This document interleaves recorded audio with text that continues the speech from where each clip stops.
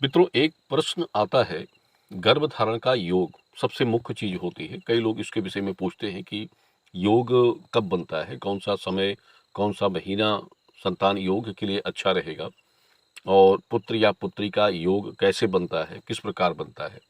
देखिए, एक पुरानी बातें हम आपको बता रहे हैं, कुछ अपना इसमें एक अनुभव है, कुछ अपना एक तजुर्बा है, और पहले भी हमने इस विषय में कुछ जानकारियां दी थी। तो पुनः हम आपको फिर से एक बार बताना चाहेंगे कि योग जो होता है, जैसे वर्ष के जो महीने होते हैं और महीनों में आप गर्भधारण जैसे शुरू करते हैं, जैसे किसी साल का महीना शुरू हुआ, पहला महीना जनवरी का महीना, और कोई पति पत्नी जनवरी के महीने में गर्भधारण की प्रक्रिया कर रहा है, ट्राई कर रहा है। गर्भधारण आपने किया, नहीं हुआ, यानी निष्फल हो गया आपका। फरवरी महीने में फिर से आपने ट्राई किया, फिर से आपका कंसीव निष्फल हो गया, गर्भधारण आपका नहीं हुआ। और मार्च में आपने फिर से ट्राई किया, मार्च में अगर आपका गर्भ हो गया तो संतान मेल योग के लिए प्राप्त हो जाता है, यानी उसमें मेल योग संतान की प्राप्ति का संकेत 90 से 100% बन जाता है। और इसी प्रकार फिर आगे चलें, अप्रैल में आपने ट्राई किया, अप्रैल में अगर आपका गर्भ हो गया तो उसमें भी उसी संतान का योग प्राप्त होगा जो मार्च में आपको हो रहा है। और इसके बाद मई आप ट्राई करते हैं, जैसे अप्रैल के बाद मई में ट्राई किया आपने, तो उसमें फीमेल योग का चांस आपके लिए बनेगा। यानी जैसे आप शुरू से ट्राई करने आ रहे हैं, ये नहीं कि आपने जैसे जनवरी फरवरी आपने ट्राई नहीं किया और उसके बाद सीधा आप अप्रैल या मई में ही आपने ट्राई किया है, तो उसकी बात नहीं है।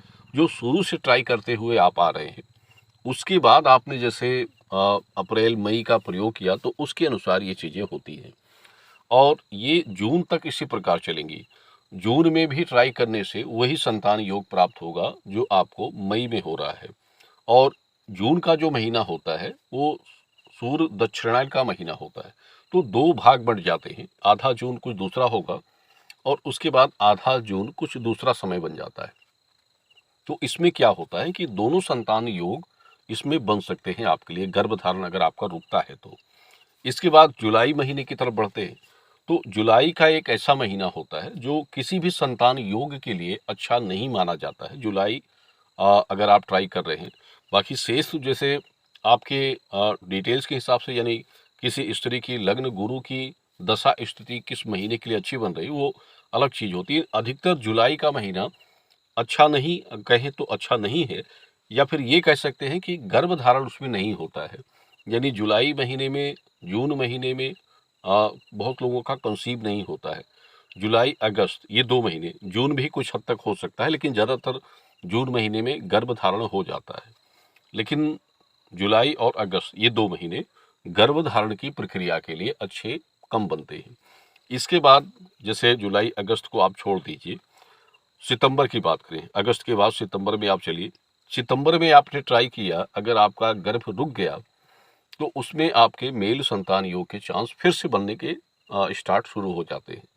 और इसके बाद अक्टूबर का महीना, सितंबर के बाद अक्टूबर का महीना अक्सर बहुत कम समय होता है गर्भधारण का निकालने के लिए, क्योंकि अक्टूबर के महीने में एक तो जैसे पितृपक्ष के समय आ जाते हैं, दूसरा हो जाता है नवरात्र के समय आ जाते हैं।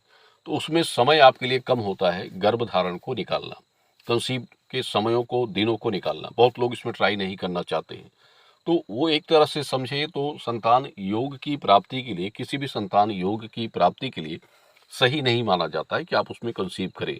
बहुत लोग ट्राई करते हैं, गर्भ धारण करते हैं, लेकिन उसमें किसी भी संतान का क्या योग बनेगा ये थोड़ा बता पाना संचय होता है, जब तक कि उसकी कोई डिटेल्स या उसकी कोई लग्न समीक्षा ना की जाए।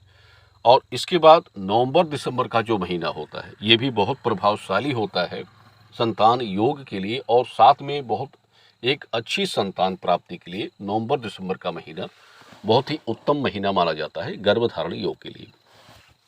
तो ये कुछ मुख्य चीजें होती हैं। और अक्टूबर की बात करें तो अक्टूबर भी फीमेली योग प्राप्ति का महीना ज़्यादातर लोगों के लिए बनता है। अगर किसी ने अक्टूबर में ट्राई किया और उसका कंसीविंग अगर एक सही पक्ष में हुआ तब तो ठीक है, लेकिन अगर सही कंसीविंग दिन आपको नहीं मिले हैं तो अधिकतर 100 में से मान लें तो 70 से 80% चांस होता है फीमेल योग आपको मिलेगा।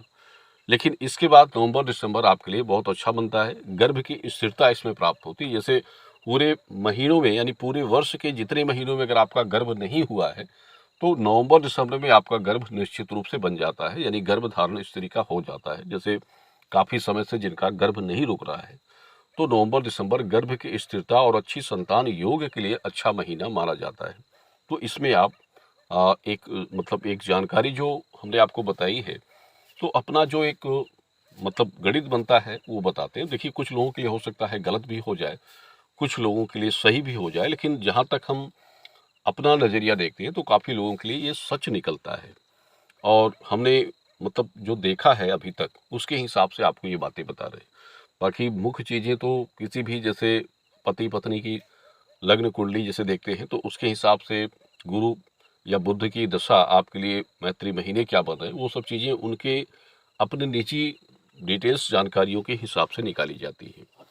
तो ये आज के लिए कुछ विशेष बातें थी।